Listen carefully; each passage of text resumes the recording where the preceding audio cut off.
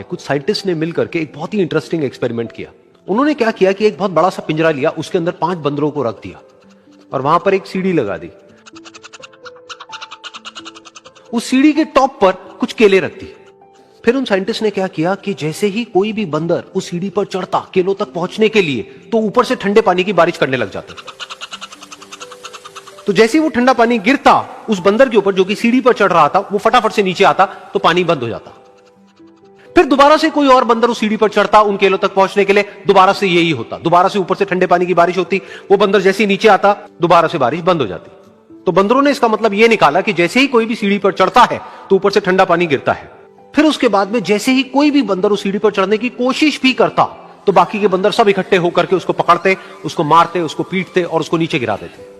फिर दोबारा कोई कोशिश करता, दोबारा उसके साथ भी ऐसा ही होता।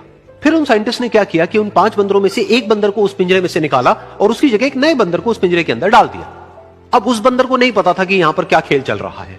उसको जैसे ही सीढ़ी के ऊपर वो केले नजर आए, वो फटाफट से उस सीढ़ी के ऊपर चढ़ने लगा।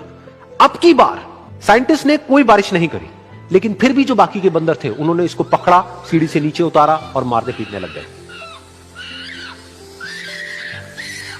इस बंदर को समझ नहीं आया कि मेरे को क्यों मारा जा रहा है, तो उसने दोबारा कोशिश करी। जैसे ही उसने दोबारा कोशिश करी, दोबारा से उन 4 बंदरों ने वही किया। तो अब इस नए बंदर के दिमाग में क्या बैठ गया कि सीढ़ी पर चढ़ना मना है, अगर सीढ़ी पर चढ़ते हैं तो मार पड़ती है।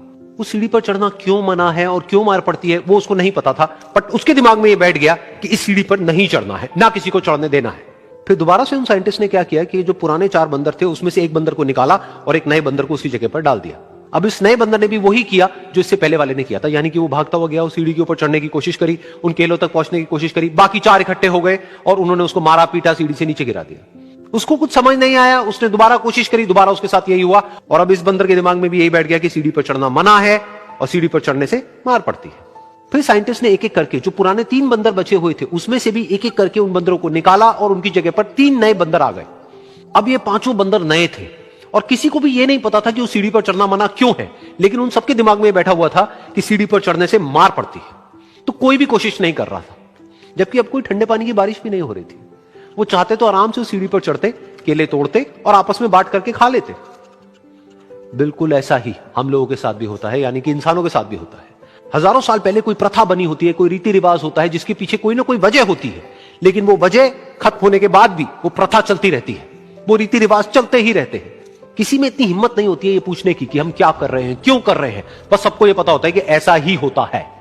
तो वो एक्सपेरिमेंट जिसके बारे में अभी मैंने आप लोगों को बताया, यानी कि वो बंदरों का एक्सपेरिमेंट, उसमें तो बेचारे बंदर हैं, जानवर हैं, उनको नहीं पता है कि क्वेश्चन कैसे पूछते हैं। लेकिन अगर हम इंसान होने के बावजूद भी क्वेश्चन ना करें तो हमारे में और जानवरों में क्या फर्क है? सोचिए।